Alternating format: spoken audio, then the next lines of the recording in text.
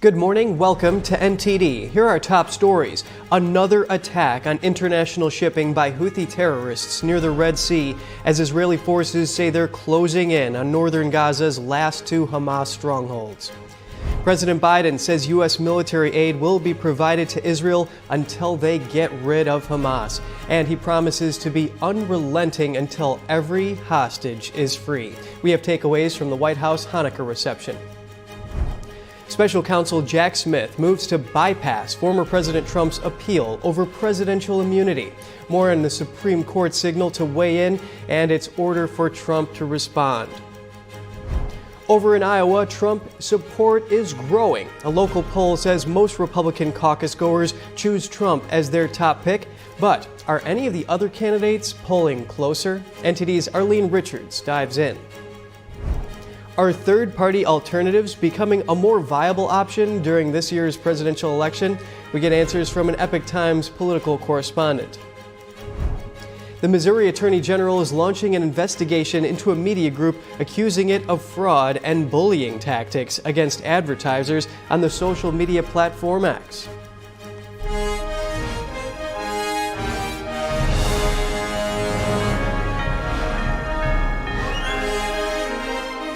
This is NTD Good Morning. Live from our global headquarters, here are Evelyn Lee and Kevin Hogan. Welcome to NTD. Today is Tuesday, December 12th. Today's top news starting with the latest in the Israel-Hamas war. Israel's military says it has destroyed a Hamas rocket launch post and a weapons factory in northern Gaza. The IDF says the post was used to launch rockets on the Israeli city of Sderot during the October 7th terrorist attack. The IDF reports around 250 rockets, shells, RPGs, and other weapons were found in the weapons factory, along with military equipment. The Israeli military also shared footage of a mosque in the Jabalia refugee camp showing a room used by terrorists for RPG training. The video also shows weapons uncovered, including rifles, grenades, and cartridges and magazines. Some, the IDF says, were found inside UNRWA bags.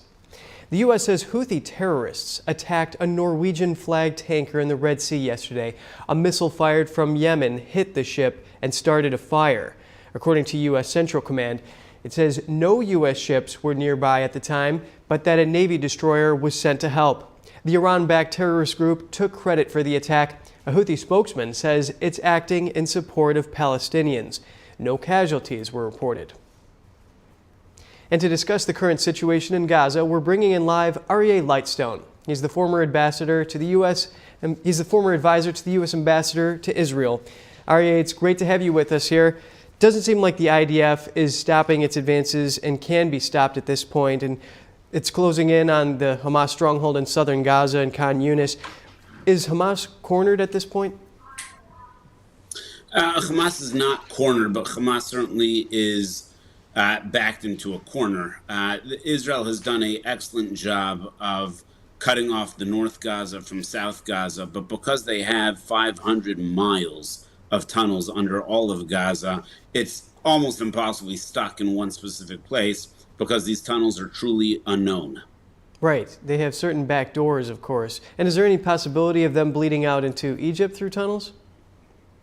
Yeah, absolutely. There are clearly tunnels that go into the Egyptian territory. That's how many of the missiles and rockets and other weapons have gotten in over the last 15 years.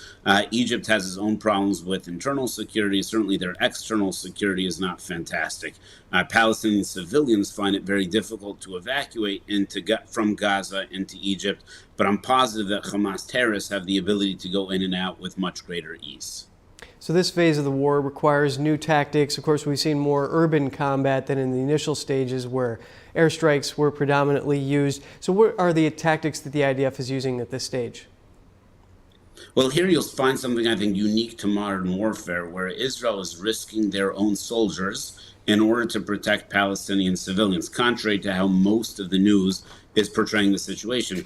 If Israel wanted to eliminate Gaza completely and totally, they can do so via the air and the sea.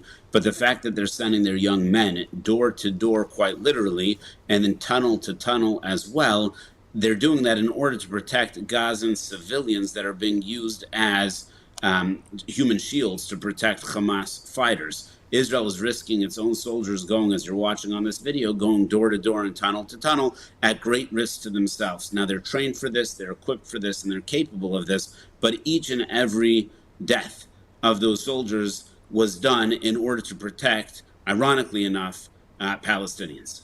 Yes, we have seen Israel go to great lengths to protect civilians, of course, with their leaflets that they dropped, and now, of course, risking their own soldiers. Let's examine the deal that saw Qatar send millions, $15 million into Gaza with Israel's blessing. A lot of people are blaming Netanyahu for his tenure as premier, seeing the deal go through, and that was back in 2018. Partners criticized him for strengthening Hamas, whereas Netanyahu defended it by saying that it was to calm Israeli villages there and to prevent a humanitarian disaster in Gaza. Do you think that this deal is any reason to place blame on Netanyahu for the attacks on October 7th? Well, on October 6th, I read an article about the Yom Kippur War, which took place 50 years prior, that was still assessing blame for how that had occurred. We're going to spend the next 50 years trying to figure out how this happened and why this happened. But just to understand, the most fundamental beliefs that people had turned out not to be true. And perhaps the greatest example of that is many of the people who were advanced leads for the Hamas fighters were those with work permits in Israel. When they went door to door and house to house in these kibbutzim, they were guided there by people who had worked there for 5, 7, 10 years, were on first name basis with the families. They knew who had a dog, they knew who had a baby, they knew who was on reserves. And all of that flew in the face of, if you can only give a better job, if you can only give a better opportunity, so perhaps the Gazans will want to live in side by side in harmony with Israel. This fundamental belief has been punctured, perhaps permanently, because of the activities of those who were considered so privileged to be able to work in Israel, where they pulled much higher salaries, had much better quality of life, yet those same people were those who sort of led and directed the intelligence of these attacks against these civilians that had employed them just days before. Well, thank you so much for weighing in on this. R.A. Lightstone, former advisor to the U.S. Ambassador to Israel. Thank you.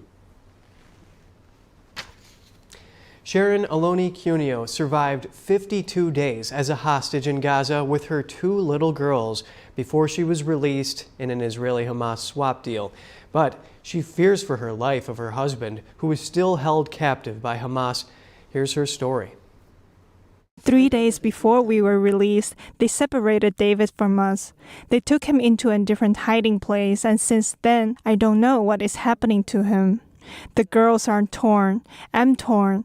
He has been my husband for 10 years. He's my other half and the love of my life. He's the father of my girls who are asking every day, "Where's Daddy? Where's Daddy?" I need to explain to them that he's still there. Aloni Cuneo was one of 240 people taken hostage on October 7th by Hamas gunmen, who burst through the border with Israel and killed 1,200 people. The militants who attacked her kibbutz set fire to our house and took her away at gunpoint after she climbed out the window. She was taken across the border with her husband David and one of their twins. Their second daughter was held separately in Gaza for 10 days before they were reunited in captivity. Every minute we're waiting is like a Russian roulette. Will they live through the day or not? And the conditions are difficult. Conditions that no one needs to live in, especially not children or adults without medicine. We saw that many have already lost their lives in captivity. So each moment is critical, and we need to do everything to put the aim of releasing all hostages prior to anything else. Aloni Cuneo said her group of hostages were held above ground and moved a few times. But with memories still raw, and with her husband still inside, she declined to go into details. A 7-day truce saw more than 100 hostages released. The rest are still being held as Israel bombards Gaza, vowing to take out Hamas. Now back at home with her twin 3-year-olds, Julie and Emma, Aloni Cuneo pleads for the remaining 137 hostages to be freed. There's a lot of families without a father, without a daughter, without a brother, without a grandfather, grandmother, mother. Everyone had. It's like 138 families there. They need to come back now. You have to do everything you can to bring them back now. President Biden, remaining strong on support for Israel, says the U.S. will provide military aid until, in his words, they get rid of Hamas.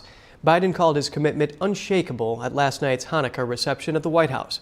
He also cautioned about volatile public opinion. NTD's Jeremy Sandberg has more on the White House reception last night. President Biden at the White House reception celebrating the fifth night of Hanukkah Monday night called the Jewish tradition a timeless story of miracles. The flame of faith that endures from tragedy to persecution to survival and to hope. The president calling on all Americans to make clear that there's no place for hate in the U.S. against Jews, Muslims, or anybody else. The surge of anti-Semitism in the United States of America and around the world is sickening. You know, we see it across our communities in schools and colleges and social media. They surface painful scars from millennia to hate to genocide of the Jewish people. The reception hosted by Biden featured some 800 guests, including Holocaust survivors, lawmakers, and various Jewish leaders. The commander-in-chief has faced some criticism over his support, but continues to assert U.S. commitment to Israel's security and the safety of the Jewish people. But we have to be careful. They have to be careful. The whole world's public opinion can shift overnight. We can't let that happen.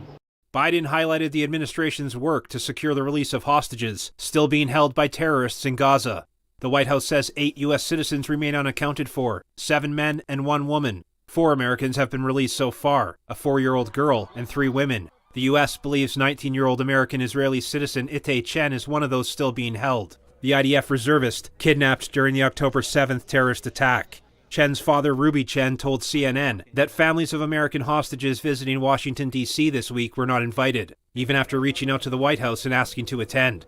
Chen says he wonders what the U.S. government is doing to bring the hostages back, and that he expects them to fulfill their duty to bring U.S. citizens home. Some of the hostages' families feel the U.S. is not being creative enough, citing deals made with Russia outside the agreement primarily negotiated by Qatar. Biden says the U.S. won't stop until every last one is home. The president emphasized his commitment to press Israel on the need to protect civilian life, and says the U.S. will continue to lead the world in humanitarian aid to innocent Palestinians. Jeremy Sandberg, NTD News. Harvard University's Alumni Association announced their unreserved support for President Claudine Gay on Monday.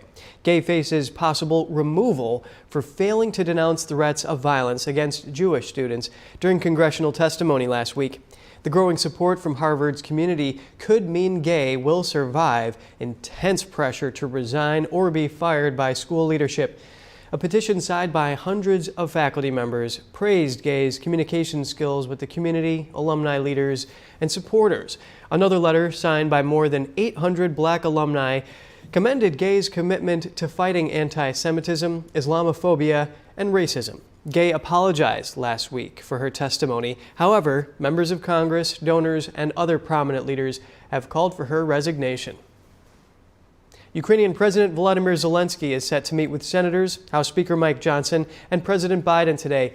This visit to Washington comes as Congress stalls on a funding bill that has aid earmarked for Ukraine.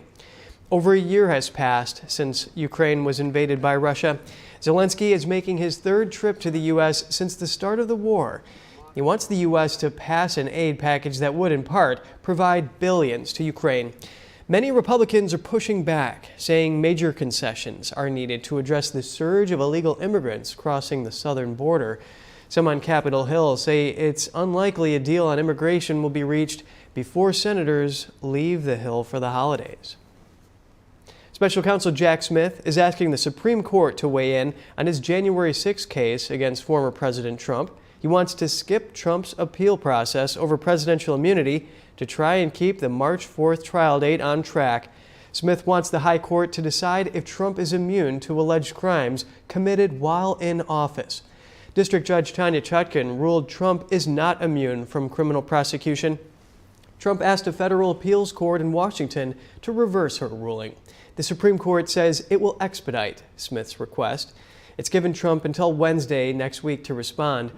Trump says racing to the Supreme Court is a Hail Mary move by Smith.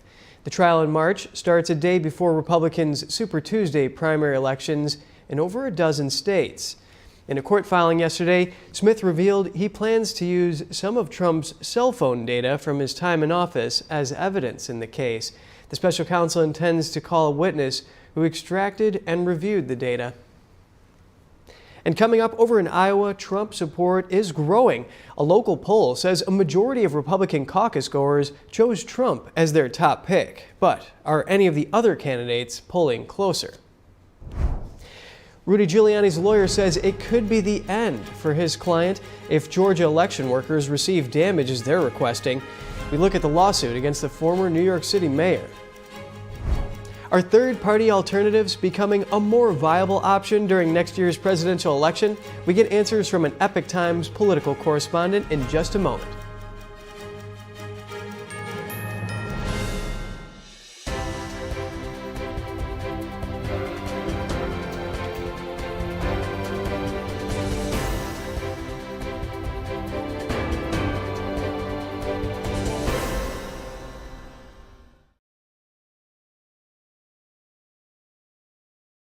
Anyone who's ever sold a home can tell you it is really hard. That's why who you work with matters.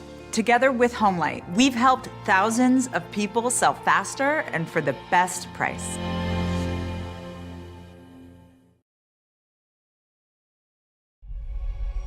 It's a painting that is peaceful. There's a lot of beauty in it. And you forget about whatever you might be worried about.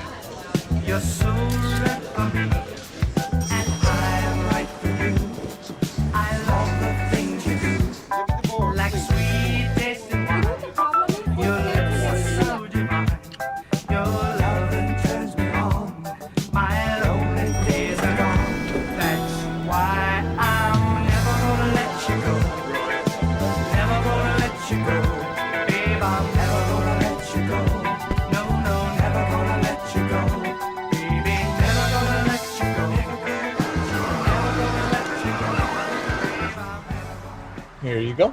Thank you. Thank you.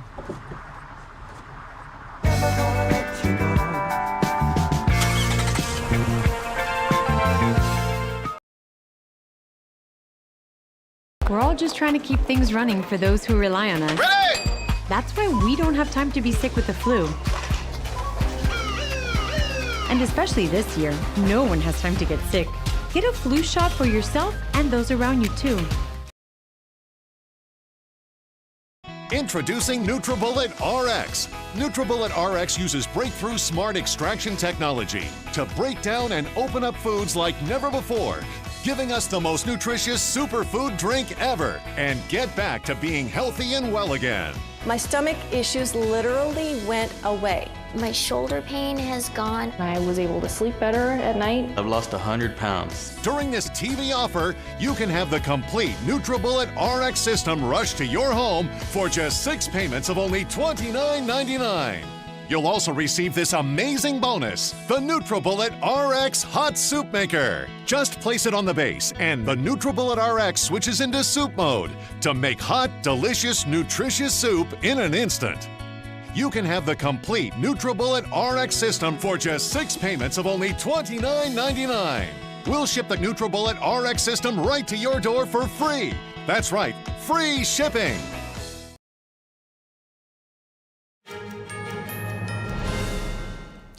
Welcome back. A frightening scene in New York yesterday as an apartment building partially collapsed. NTD's Daniel Monahan has more on the disaster, which sent firefighters scouring the mound of rubble to ensure no one was trapped. A 7-story corner of a Bronx apartment building collapsed Monday afternoon, leaving apartments exposed like a museum display, with furniture and even art on walls visible for all to see. Firefighters shined bright lights into apartment windows from high ladders and used at least one drone to peer in.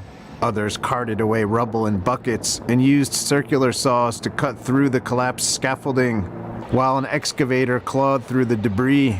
This fire department video appears to show a store caved in. New York City Mayor Eric Adams says officials spoke with a store owner. Our preliminary information with the owner of the store that everyone that was in the store is out at the time. Fire Department Chief John Hodgins said they immediately evacuated the building and began concentrating on the debris pile in front of it. Our main objective is to get to the bottom of that pile. We'll be here until we're down to the street level, just to make sure if there are any victims under there, hopefully we could get to them in time.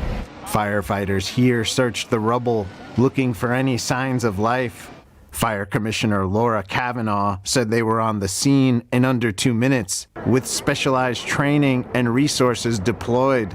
We have our canine unit here helping us search for potential victims. Those canines got a little help from some high-tech dogs as well. Officials say an investigation into the partial building collapse is underway. The New York Times reported that the building's owner was given an over $2,000 fine just last month for deteriorated and broken mud sills, which are a type of building support. The report read that the problem could compromise the structural stability and cause a possible collapse. According to building department records, the building has nearly 50 apartments. No deaths or serious injuries were reported from the collapse. Daniel Monahan, NTD News. Former President Trump is the top pick among Iowa Republicans. A local poll shows the majority of likely caucus goers would pick him over the other Republican nominees. NTD's Arlene Richards has the details. For the first time in Iowa, support for former President Trump jumped about 50% in December. The Des Moines Register NBC News Mediacom poll, considered to be the most accurate poll in Iowa, finds Trump with 51% support among likely caucus goers. Florida Governor Ron DeSantis is a distant second at 19%, and Nikki Haley follows closely in the third position at 16%.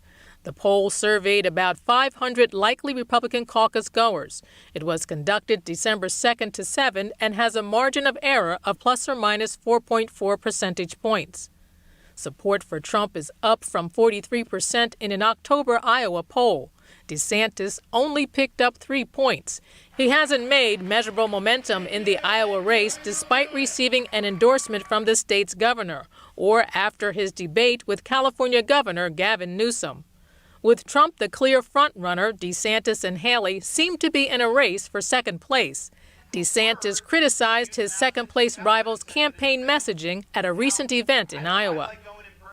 You can't have Hawkeye Haley here saying she's conservative and then more nuanced Nikki appealing to independents and liberals in New Hampshire. That doesn't work. You got to have the same message everywhere. Haley jumped to 16% between August and October. Her support grew from 6% following well-received debate performances. In recent weeks, she snagged a major endorsement from Americans for Prosperity Action, part of the Koch brothers political network. Yet she didn't get a boost in the most recent poll. At a recent Iowa rally, Haley took shots at Trump. So there's chaos all around us, but what I know is you don't defeat Democrat chaos with Republican chaos. And that's what Donald Trump gives us. According to an analysis of state polling averages conducted by website Race to the White House, the Republican Party is on track to win 301 Electoral College votes in the 2024 presidential election, far exceeding the 270 that's needed to win. President Biden is projected to win 235 Electoral College votes. Arlene Richards, NTD News.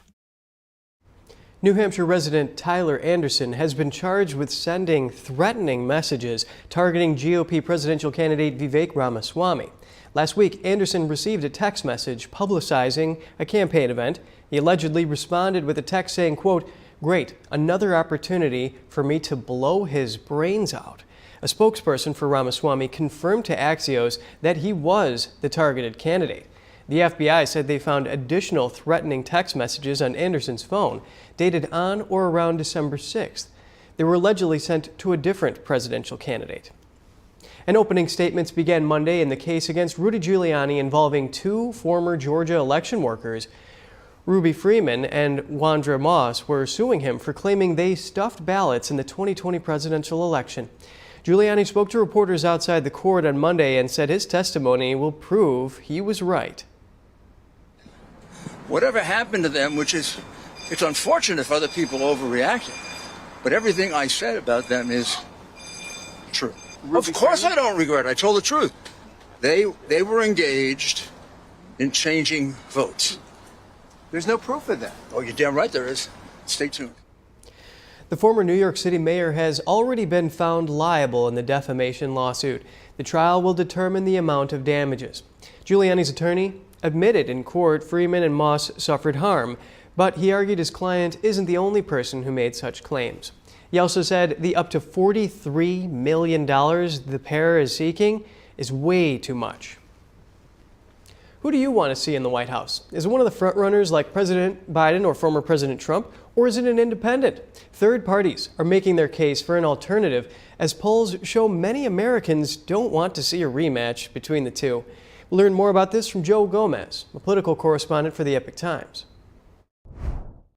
Well, I think that the consensus, and I've talked to the Libertarian Party, the People's Party, the Greens, and also the No Labels campaign, which has been actively trying to try to get Senator Joe Manchin to run.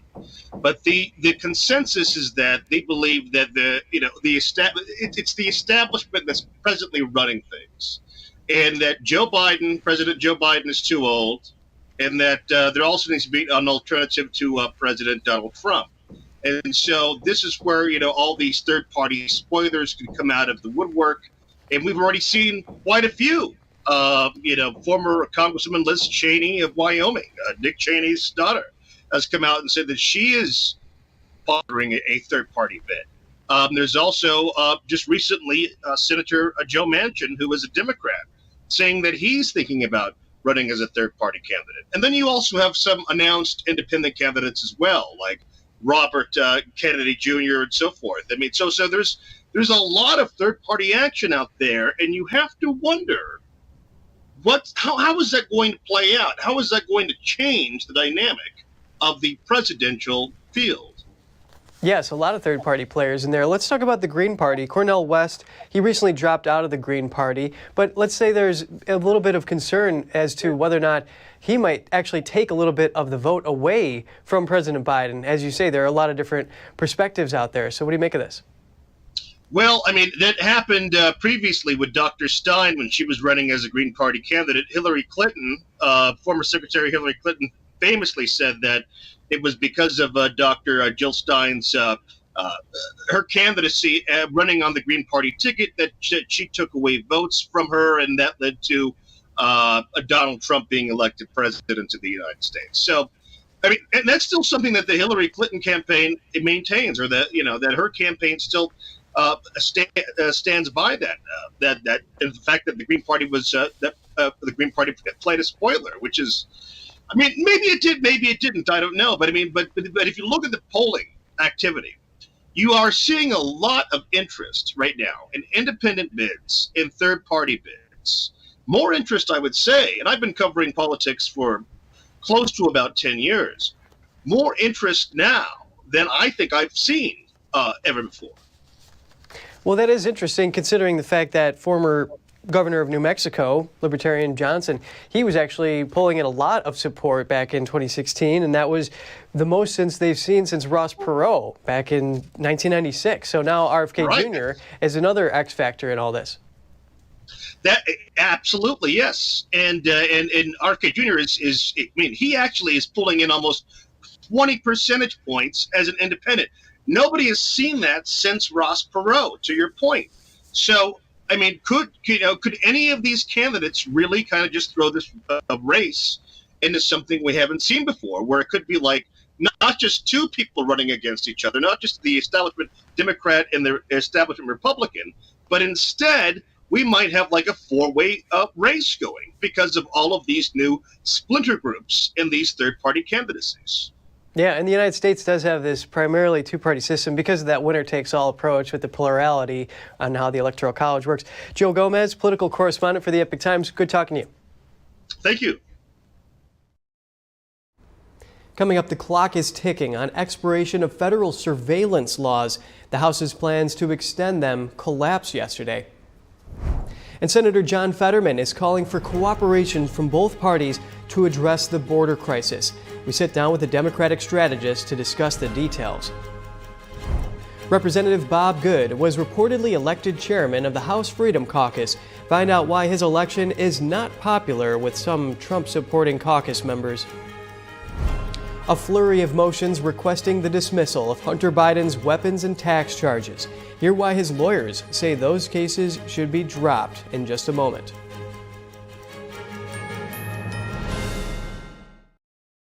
Anyone who's ever sold a home will tell you it's really hard.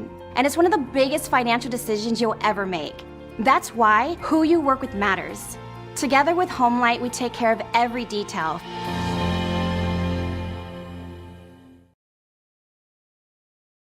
What if you could whiten your teeth by simply brushing your teeth? Now you can with Smile Actives, the teeth whitening breakthrough that safely gets your teeth white and keeps them white every day, just by brushing your teeth. I never thought that whitening my teeth could be so easy. I just put the gel on the brush, the toothpaste on it, brush, and I can see my white teeth. Simply add Smile Actives to any toothpaste and our patented PolyClean technology activates into a powerful microfoam that penetrates into the enamel surface to safely lift and remove stains. You need a simple way to whiten your teeth.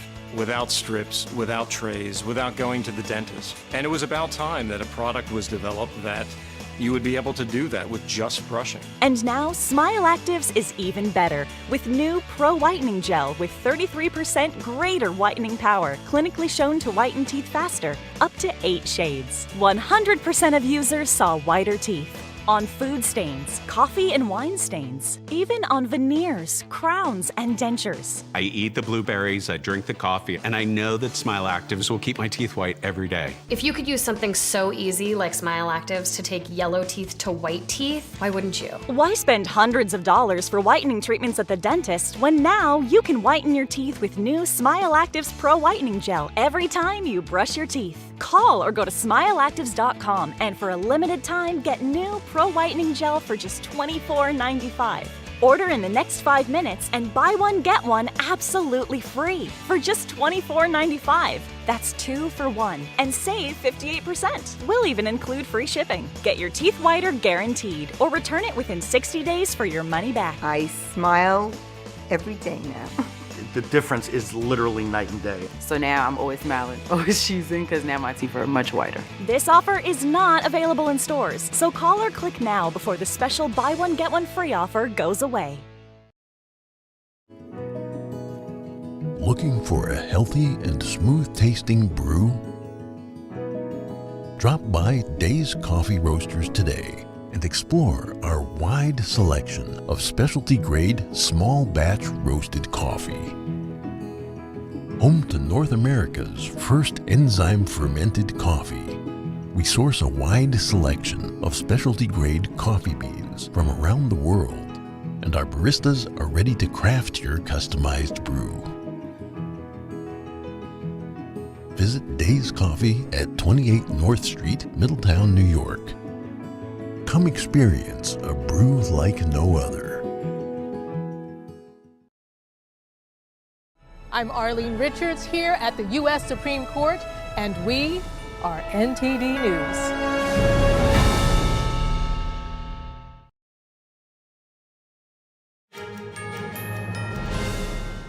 It's good to have you back with us. We're turning our attention to Congress. Senator John Fetterman's saying both parties should address the U.S. southern border together.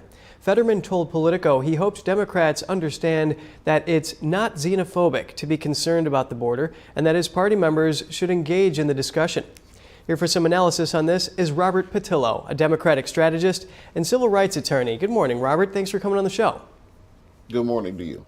And does Senator Fetterman's statement foreshadow some bipartisan dialogue that may be happening here on border security?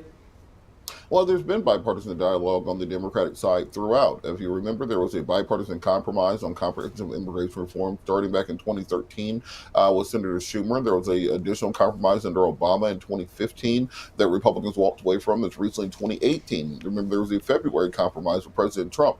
That's where he made his notorious S-hole countries comment when Republicans walked away from that compromise. There's been a speech by President Biden just last week with regards to Ukraine funding, where he basically told Senator Langford that he is willing, ready, and able to play ball, but Republicans have not come to the table to actually put forward any sorts of compromises that can actually get passed. So I think Senator Fetterman is expressing the frustration of much of the Democratic caucus that actually wants to get this done, but wants to get it done in a comprehensive way, not simply a question of making draconian rules at the border, but also addressing the issue of dreamers, addressing a pathway to citizenship, addressing our H-1B visa program, addressing our asylum programs, addressing the need for additional judges and lawyers at the southern border, being able to have funding to stop the pipeline of migrants coming across the border by working with our friends and allies within our hegemonic sphere of influence. It has to be a comprehensive bill put forward, and that's what we're not seeing from Republicans. Right, very interesting how you mentioned that. And Senator Fetterman's statement here comes as there's about 250,000 encounters in September down at the border, and he referenced that to being equivalent to about the city of Pittsburgh showing up every month. Pittsburgh has a population of about 300,000. Do you think that there's any common ground that the two parties are going to find here on immigration enforcement policy? Well, the problem is that there's not two parties. If you're talking about the traditional centrist Democratic Party and the traditional centrist Republican Party, just look at the text of the 2015 or the 2018 compromises. They were very comprehensive in what they would get done, but it was always the extremists that walked away from it. Right now, you have a group of MAGA extremists in the House of Representatives, for example, and some in the Senate, who are not willing to work on any comprehensive measures. They simply want to build a wall. That's their only solution to the border issue. And if that's your starting point of negotiations and you're not going to move from there, it becomes very difficult to find any sort of compromise from that positioning. So the issue is not that it's the two parties that can't get along, it's the fact that we have about a 4 or 5 party system that have different interests. Of course, you have the progressive wing of the Democratic Party that believes we should be moving closer towards open borders. You have members of the Republican Party that think we need to have a medieval wall, and then you have the centrists in the middle who are simply saying, well, let's find a position that we can all come to agree on. Right, and Robert, I wanted to ask you here, H.R. 2 was obviously a sticking point. Speaker Johnson wanted that to be included in the Ukraine aid package, whereas that was a deal breaker for Senate Democrats here. So but when it comes to the border, what are Democrats willing to compromise on and why?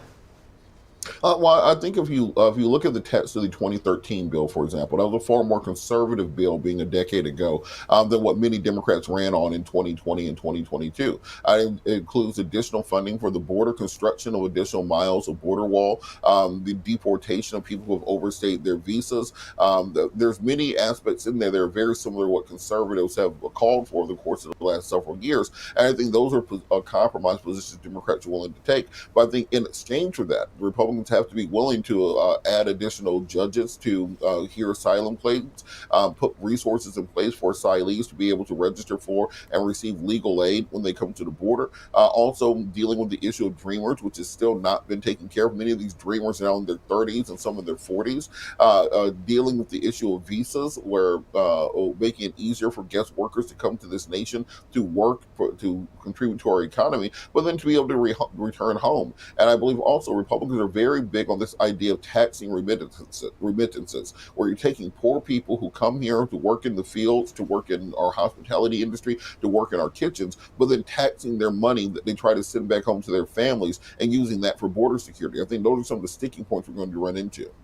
It is always great hearing your analysis and perspective. Robert Patillo, Democratic strategist and civil rights attorney. Thank you. The House dropped plans to vote yesterday on 2 different versions of a federal surveillance law. This came after Republicans couldn't agree on which change to the bill would be advanced for a vote.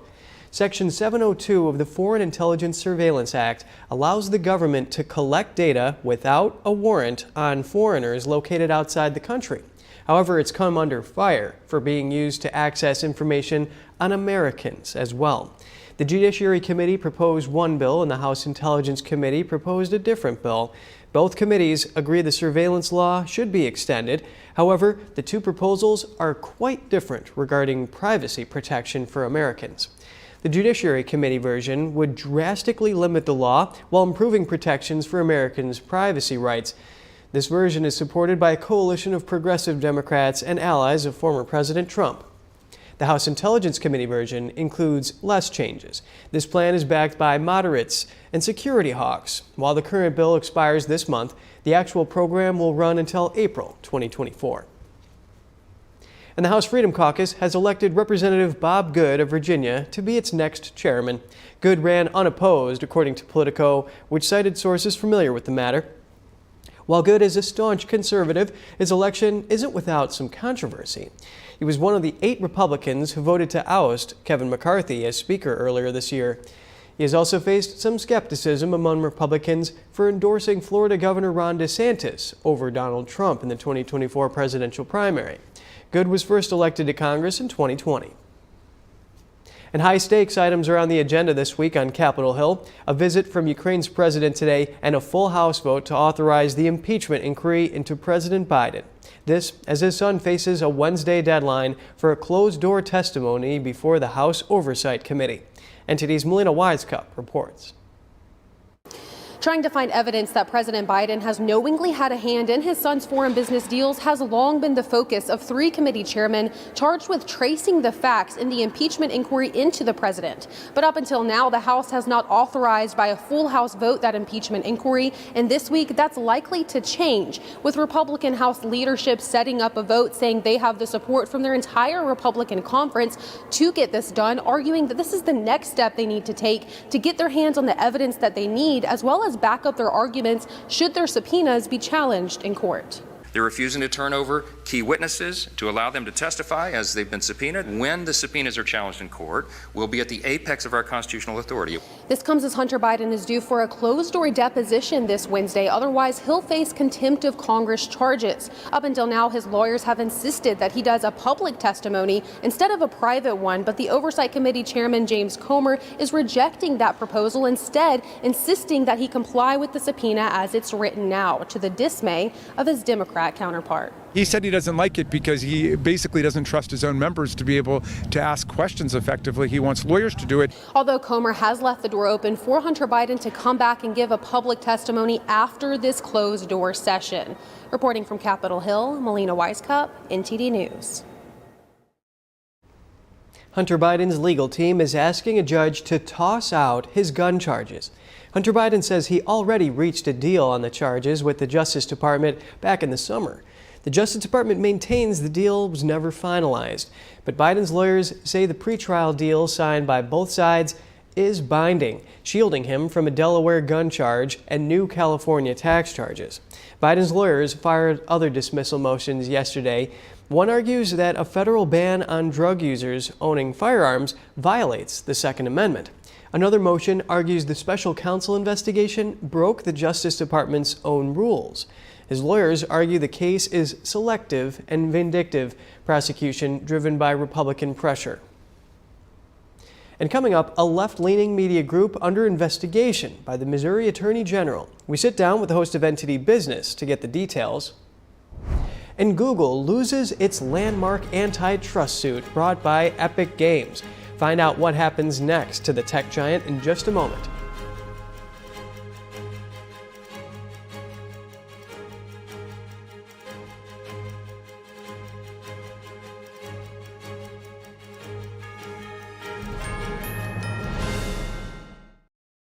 Anyone who's ever sold a home will tell you it's really hard.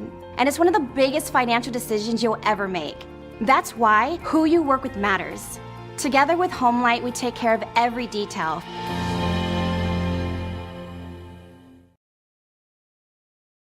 It's just clear as day.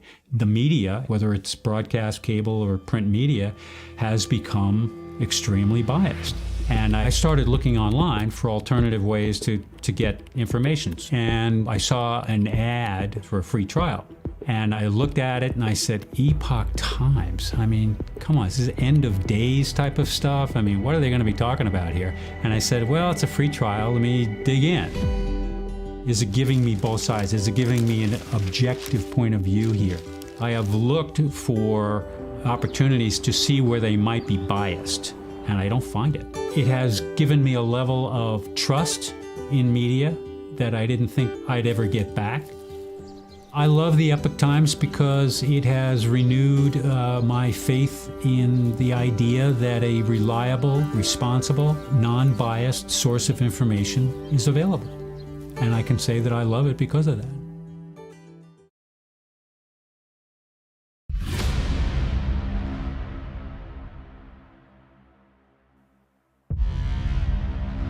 What was the process of actually putting this all together? Many hours of finding the right camera angles and watching it.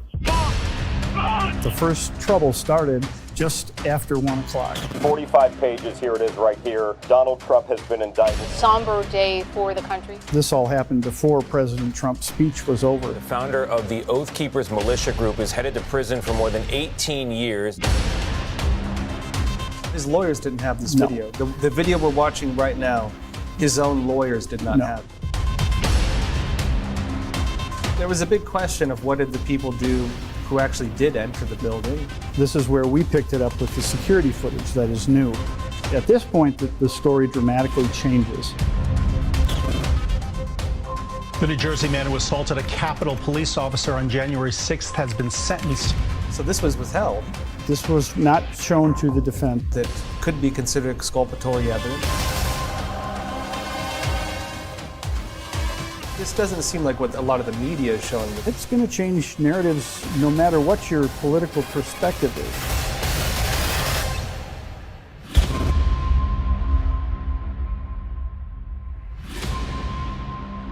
What we're after is the truth.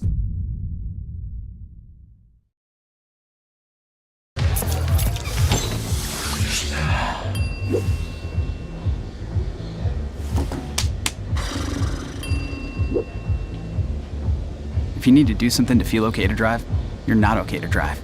Don't drive buzzed.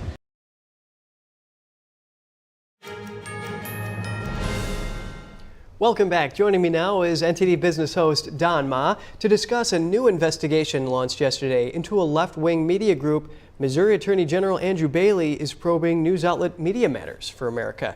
He says the group used fraud to bully advertisers into pulling out of X. So Don, what's happening here?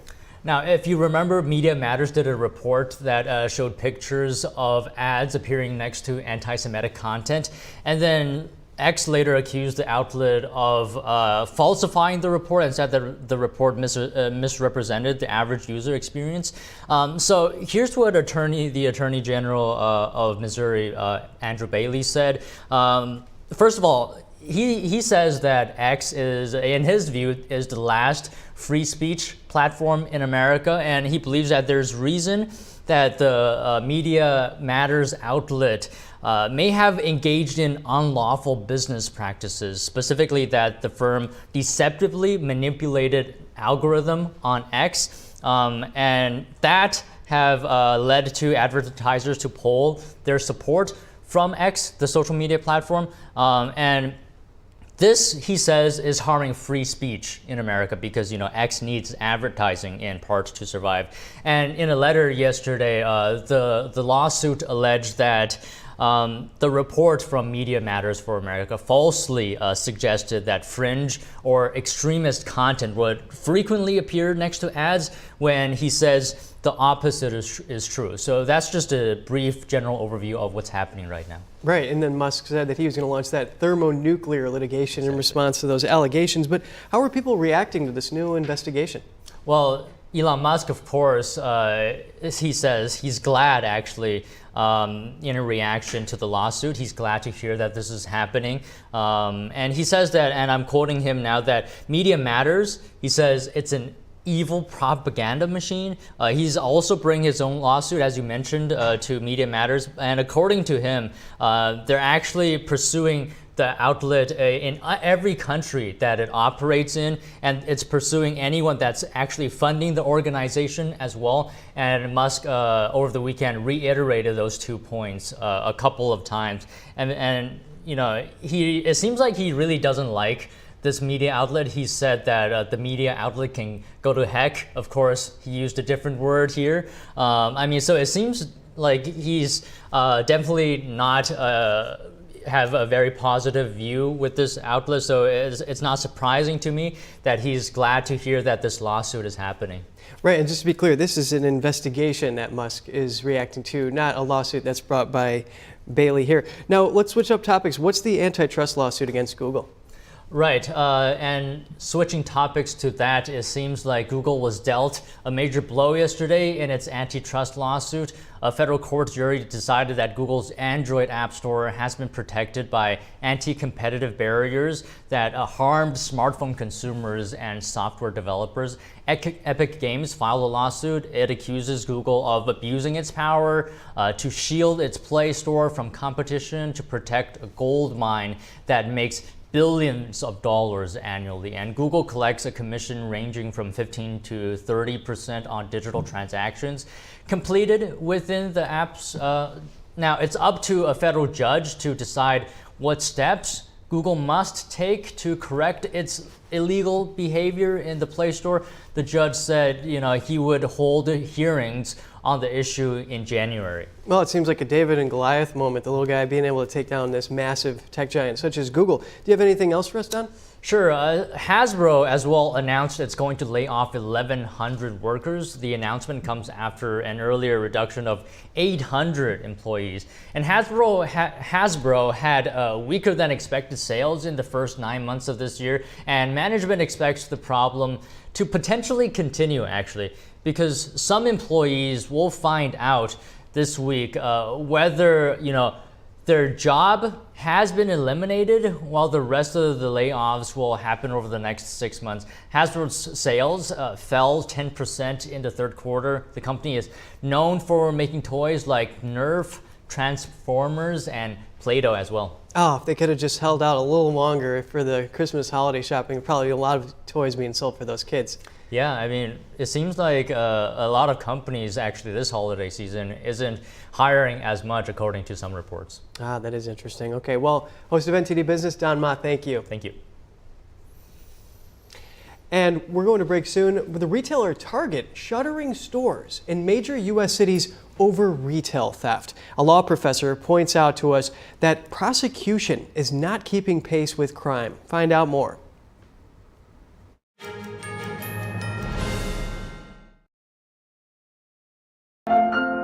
The shining gem of New England. This delightful seaside city of Newport is one of the most beautiful places in the state. Today, we bring you here as we meet with our friends and fellow musicians from the Hermitage Piano Trio. As a team, they have garnered multiple Grammy Award nominations with their breathtaking performances. Oh, wow, I did not think this instrument can make that sound, right? The pandemic made this reunion even more special. Three of us, we like it because we feel music the same way, so... Don't miss us on the next episode of Piano Talks.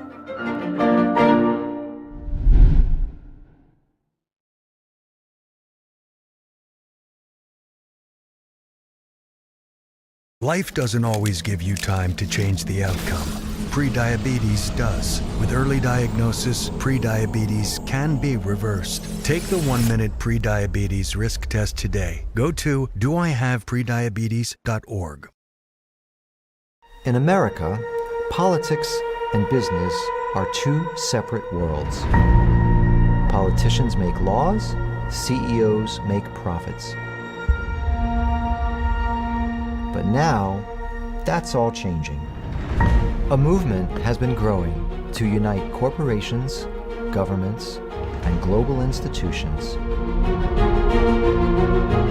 Its purpose is to deal with issues like climate change, racism, inequality, and gun control.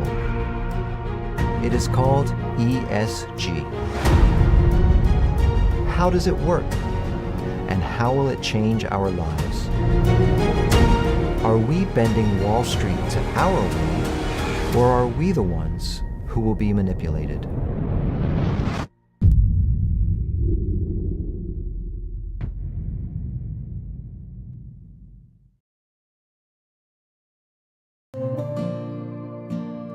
Imagine a coffee that cares for your health. Expertly fermented with a 50-enzyme complex to enhance flavor and remove bitterness. Small batch roasted to a decadent medium dark, resulting in a brew that is gentle on digestion, low acid, and up to 90% less caffeine than regular coffee.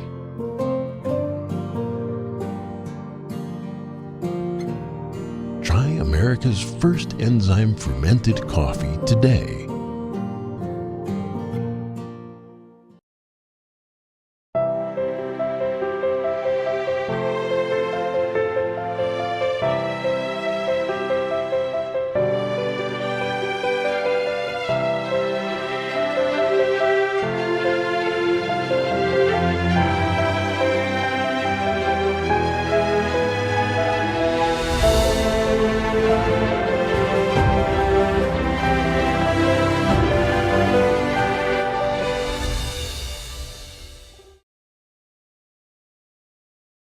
I'm David Zhang in Silicon Valley, California, and we are NTD News.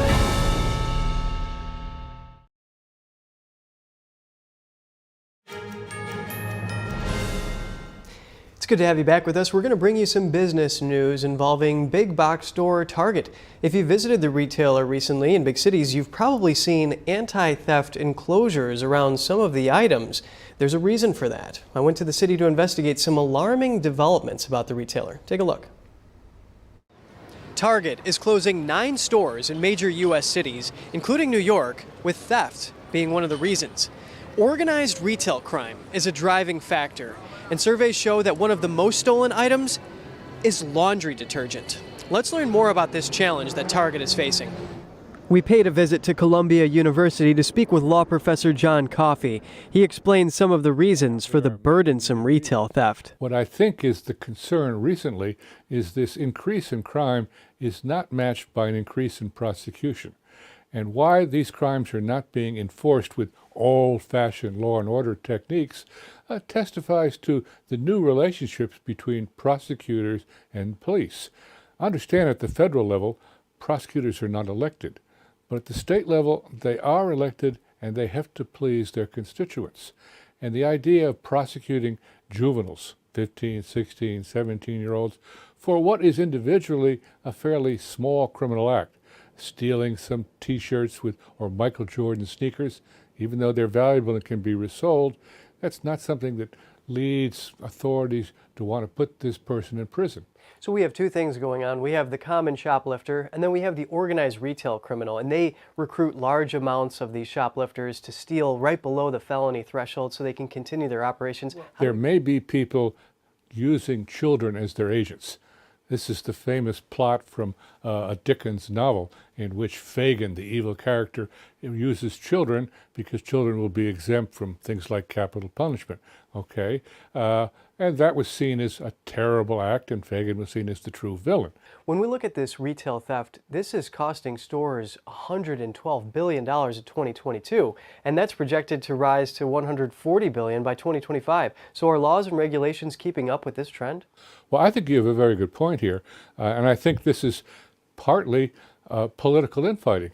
You'll find that some, what I'll call progressive district attorneys, are more interested in maintaining the faith with their constituents, who may be a minority group in large part, and you have others, the business community, and mayors who are worried about major firms leaving, major stores closing, and making the city look like something of an abandoned wasteland.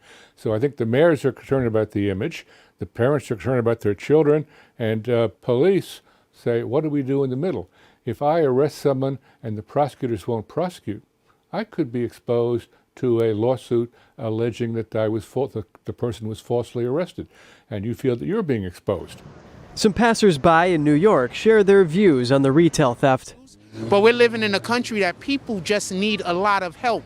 A lot of these people who are going into these targets and they're stealing and they're doing these things that they're not supposed to be doing, and these things are wrong. But a lot of these individuals are desperate. Not everybody, some people just in it for the bucks. But a lot of these people are desperate, and I think that we need to figure out a way to take some of this weight off of especially middle-class America. One woman shares a message for the thieves. Stop stealing from Target. Her solution to the theft? Hire more security. And solutions for the resale of stolen goods online. More cyber security. There should be more security to identify those things being resold on different sites and such. Target CFO said shrink due to theft, which is said to cost the retailer about $500 million a year, remains a significant obstacle for the company. However, Target beat profit expectations for the third quarter. It's about the top of the hour. We're going to start our second part of the broadcast right now.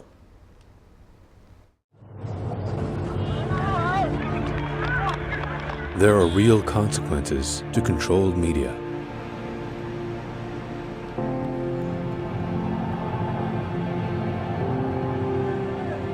And NTD's founders know them firsthand.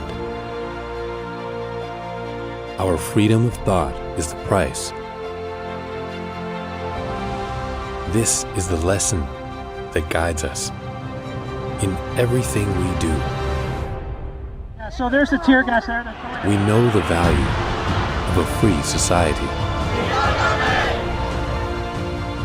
And we take seriously the responsibility to preserve it. We are NTD.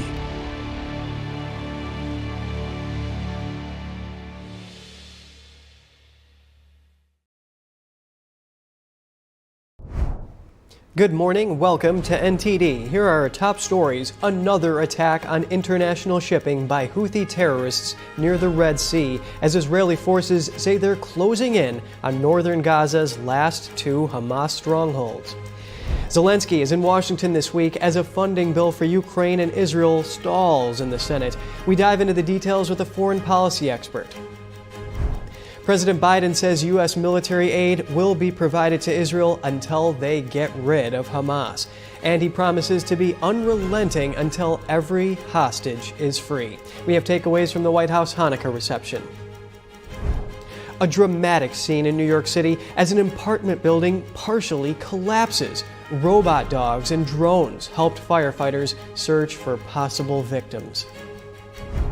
Special Counsel Jack Smith moves to bypass former President Trump's appeal over presidential immunity. More on the Supreme Court's signal to weigh in and its order for Trump to respond. We have a heartwarming story of a Christmas tree farm in North Carolina and how the tradition is contributing to the spirit of faith and family.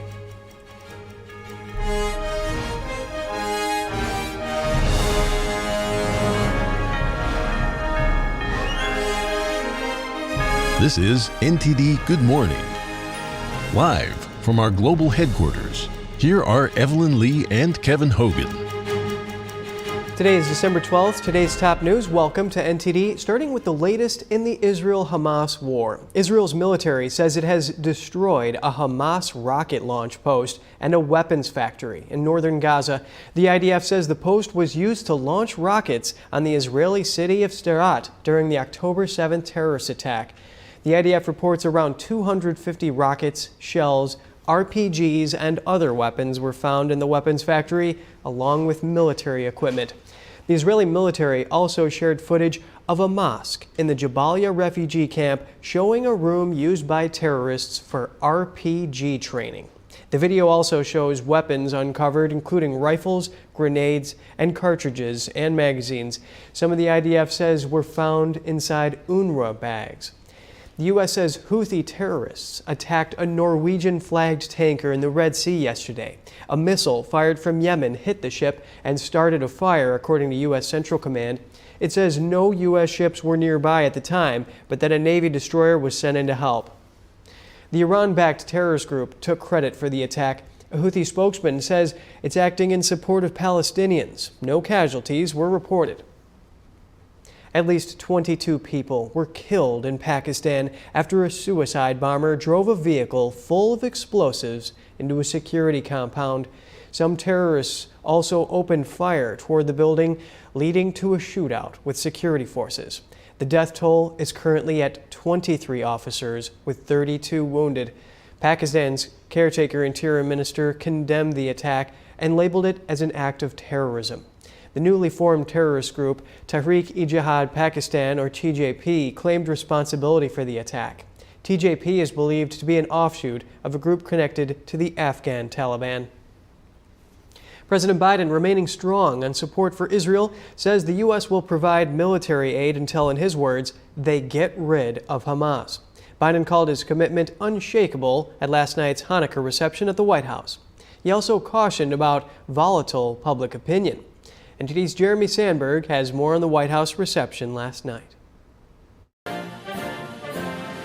President Biden at the White House reception celebrating the fifth night of Hanukkah Monday night called the Jewish tradition a timeless story of miracles.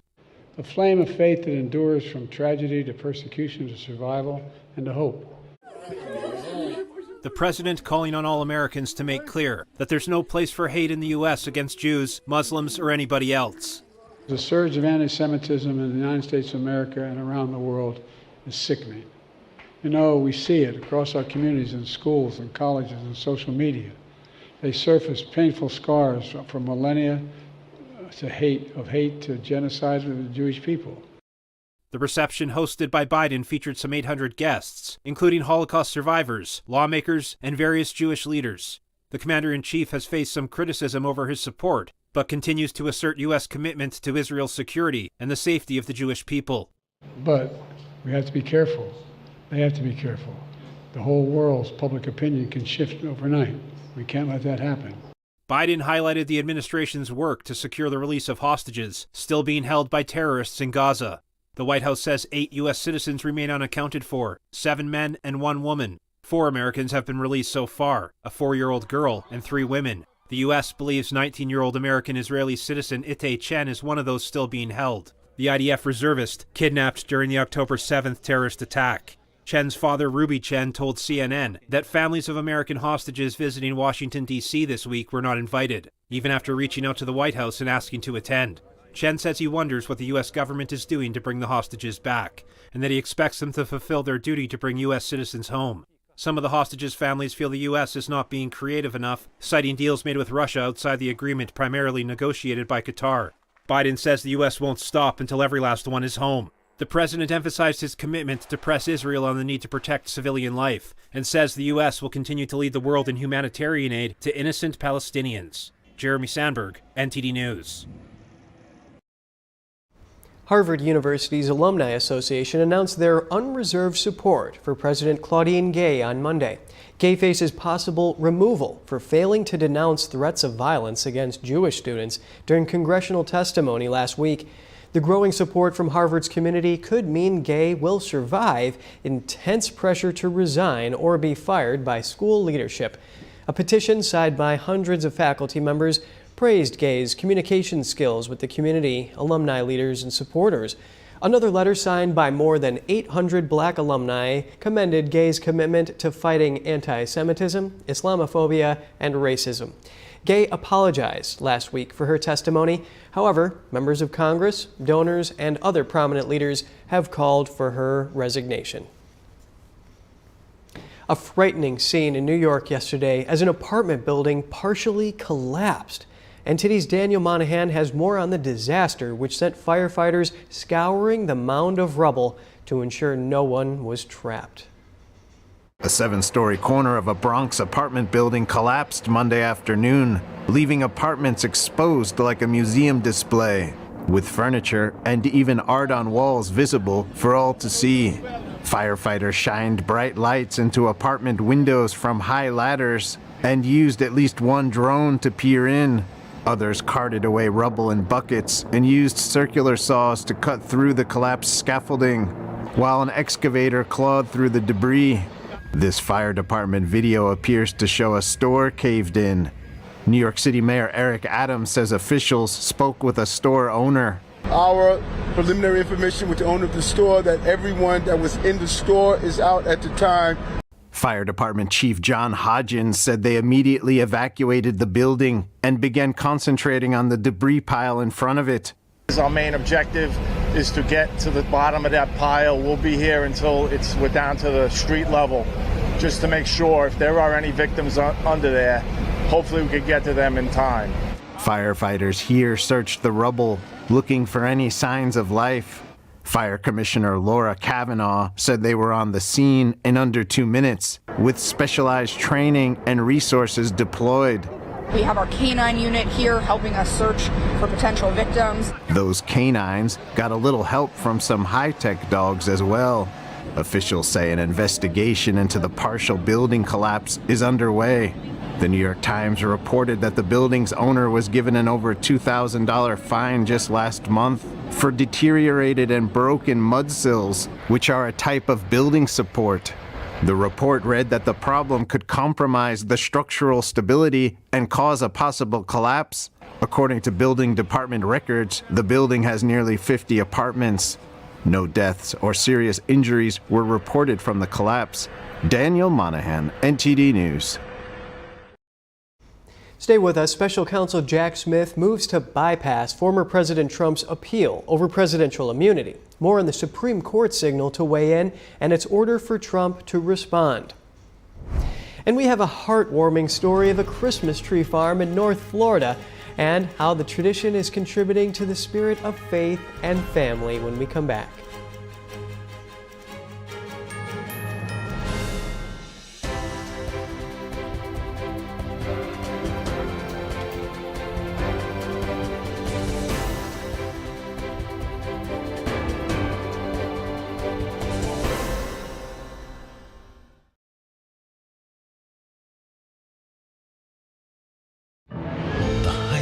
Art is beautiful, breathtaking, timeless, and moving.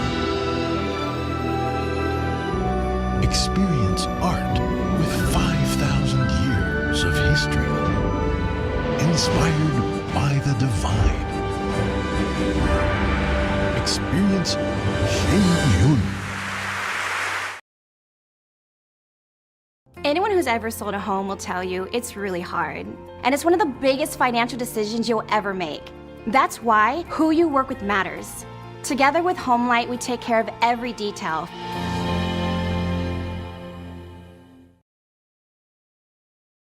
I'm Richard Karn, and I love my hose. It ain't those old hoses. This is my hose. The new Pocket Hose Copper Bullet, now infused with real copper, so your water is always clean and lead-free. Just turn on the water and watch your hose grow and grow. And when you turn off the water, away it goes. Our new inner tube uses 3 layers of high-strength latex on the inside. Then it's wrapped in a new polymer filament jacket, 3 times stronger than the other hoses. And I love the oversized, easy-to-grip fittings. Get the super light 25-foot Pocket Hose Copper Bullet today for only $29.99. But wait, call now and get our Turbo Shot adjustable nozzle, absolutely free. This is an exclusive advanced release of our 2024 edition Pocket Hose. Order now. Call 1-800-617-2364 or visit copperbullethose.com. So call 1-800-617-2364 now. Does this look familiar? You probably think this is what owning hearing aids would be like. Let me tell you, there's a better way. The Atom by Audion Hearing. The all-new Audion Atom is the world's first wireless charging hearing aid under $100. The Atom comes with an easy-to-use wireless charging dock. Plus, the Atom has a 22% smaller design, so it's nearly invisible when worn in the ear. That's why we have over 250,000 happy customers. Each pair has a 45-day money-back guarantee, so there is zero risk in trying them. Call 1-800-918-3109. That's 1-800-918-3109. Call 1-800-918-3109 or go to audionhearing.com to get your pair of Audion Atom hearing aids for only $99.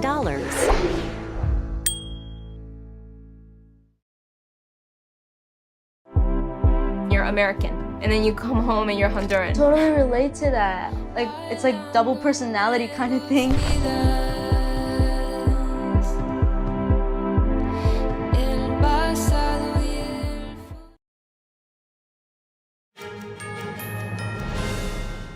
It's good to have you back with us. Ukrainian President Volodymyr Zelenskyy is set to meet with Senators, House Speaker Mike Johnson, and President Biden today.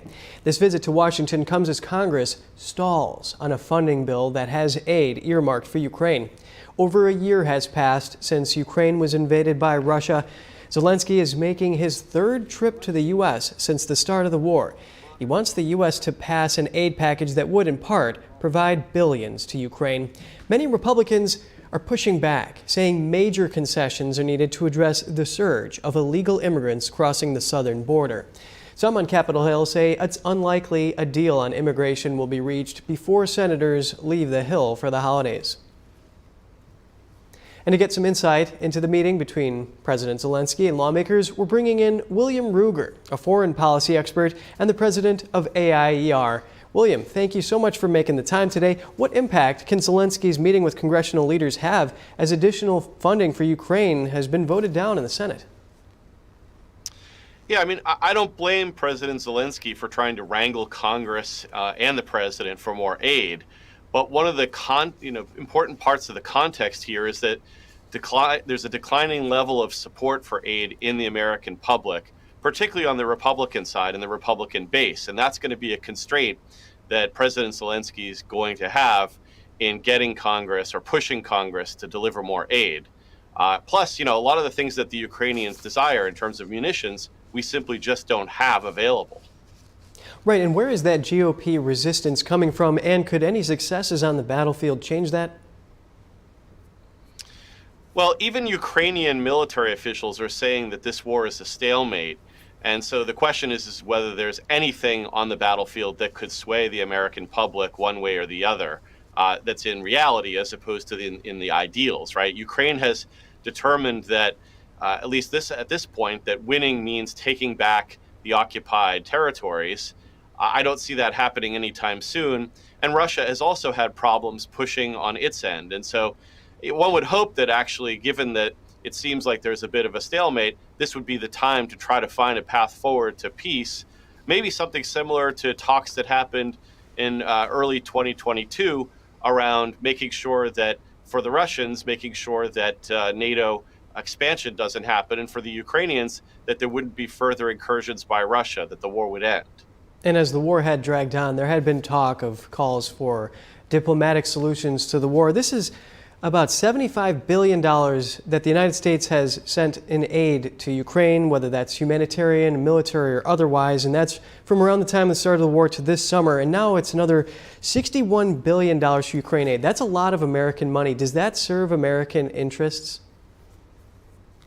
Well, I've argued for quite some time here that, unfortunately for Ukraine, Ukraine doesn't really seriously implicate America's vital national interests. The fact that Russia has shown itself to be not very powerful in terms of power projection on the battlefield, that the threat to Western Europe and our allies there is quite minimal and clearly a threat to the American homeland. The biggest threat to the American homeland is actually an escalatory spiral that could lead to a nuclear conflict between the United States and Russia. And that's one reason why the United States has been careful about escalating, about providing more advanced weaponry, because we do fear that something like that could happen. And that's why we need to proceed cautiously. I think America's best interest would be served by trying to find a peace, like I said, similar to some of the things that have been promoted around the start of the war, including closing NATO's open door, which would certainly be a loss to Ukrainian national interests, but it's something that the United States has been loath to give anyway, so we wouldn't be giving up very much.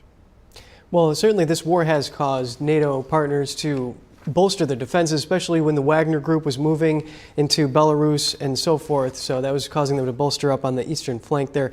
Blinken says Ukraine is doing an extraordinary job defending against the Russian invasion. So how badly does Ukraine need U.S.'s support through funding right now? Yeah, I mean, it's hard not to see the great bravery of the Ukrainians in defending their sovereignty from Russia's aggressive attacks. On the other hand, in warfare, particularly attrition warfare, manpower is vital. And the question really is can Ukraine deliver the manpower necessary to beat a Russian military that is quite larger, right, in terms of its ability to harness manpower and munitions in the future. Ukraine needs those munitions to continue. The question is where are they going to get them? And is it in America's national interest to basically deplete our stockpiles given other potential challenges in the world? America's most important strategic challenge is the rise of China. And so it really is a question of what trade-offs we're going to make. What are the defense priorities we're going to make ahead? Well, thank you so much for that excellent analysis. William Ruger, foreign policy expert and the president of AIER. Thank you. Turning now to some domestic affairs, Special Counsel Jack Smith is asking the Supreme Court to weigh in on his January 6 case against former President Trump. He wants to skip Trump's appeal process over presidential immunity to try to keep the March 4th trial date on track. Smith wants the High Court to decide if Trump is immune to alleged crimes committed while in office. District Judge Chanya Chutkan ruled Trump is not immune from criminal prosecution. Trump asked a federal appeals court in Washington to reverse her ruling. The Supreme Court says it will expedite Smith's request. It's given Trump until Wednesday next week to respond. Trump says racing to the Supreme Court is a Hail Mary move by Smith. The trial in March starts a day before Republicans' Super Tuesday primary elections in over a dozen states. In a court filing yesterday, Smith reveals he plans to use some of Trump's cell phone data from his time in office as evidence in the case. The special counsel intends to call a witness who extracted and reviewed the data. The House Freedom Caucus has elected Representative Bob Good of Virginia to be its next chairman. While Good is a staunch conservative, his election isn't without some controversy. He was one of the 8 Republicans who voted to oust Kevin McCarthy as Speaker earlier this year.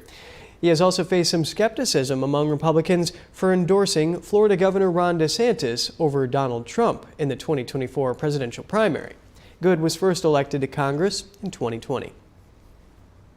And Google was dealt a major blow yesterday in an antitrust lawsuit. A jury ruled that Google's Android App Store has been protected by anti-competitive barriers, and the barriers were found to harm both smartphone consumers and software developers. Epic Games filed the lawsuit. It accused Google of abusing its power to shield its Play Store from competition to protect a gold mine that makes billions of dollars annually. Google collects a commission ranging from 15% to 30% on digital transactions completed within apps. Now, it's up to a federal judge to decide what steps Google must take to correct its illegal behavior in the Play Store. The judge said he will hold hearings on the issue in January. And Christmas time is upon us. It's a long-running tradition for many Americans to cut their own tree for the holidays. One tree farm in Florida is keeping that alive, but at the same time, going above and beyond. NTD's Jack Bradley stopped by over the weekend to take a look. This isn't your average tree farm. Turner's Havana Christmas Tree Farm up in northern Florida is keeping the Christmas spirit alive with live music, a unique gift shop, and nearly 30 acres of property where families enjoy a long-running tradition. I just kind of look at the trees and think about like which one speaks to me, and I usually look for like a flat, fluffy little guy. So this one is nice and fluffy. He's full, and I can put a lot of ornaments on him, and he's cute. Mm-hmm. And last year we got our tree around here. We got a blue spruce. With roughly 12,000 trees growing on the property, there's no shortage of trees nor customers at this family-owned farm. I love the Turner family and the atmosphere out here at the Christmas Tree Farm. Just kind of fell in love with it, and for me, this is the first time that I've ever actually had a live Christmas tree. Brian Turner and his wife own the tree farm and gift shop. Their family operates it in their spare time. There's a Leland cypress, a Virginia pine, a cedar, and a blue spruce that we grow here.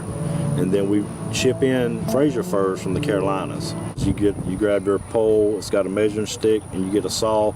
You can rent a cart from us and just ride around, enjoy the day, take pictures. It's a family family-oriented property. I want you to be able to come here, spend time with your family, and make the memories. That's really what it's all about. It's the Turners' second Christmas as owners of the tree farm, but the farm has been around for decades. They purchased it last year from the previous owner, who was ready to retire. So the wife and I said, it's a good thing for us to do with our family, and our family does. We go to church together, we worship together, we stay together, we're doing everything together. So what a better way to share the word of Christ with everybody together as a family to do ministry on this farm. By purchasing the tree farm, Brian and his family were able to keep this tradition alive, and people have told him so. And she says, well, I've been coming since I was 8 years old, and I'm 38 today. So for 30 years, she's been coming here getting her Christmas tree. For the Turners, it isn't just about the trees. It's all about God and family. They're coming here to get a Christmas tree, and what is the reason for this season? It's about Jesus, so it's an act of kindness. One of the things that we practice in our church is to love God, love others, and live on mission. So you're either doing some kind act for someone, or you're showing somebody a nice gesture, or you're doing something good for somebody. That's what it's all about. There's just something about the smell of fresh pine in your home. And all right, we have to wrap up our show now, but we'll keep you updated with the latest information. Stay tuned for our News Today broadcast at 11 a.m. Eastern Time. Thanks for watching. I'm Kevin Hogan.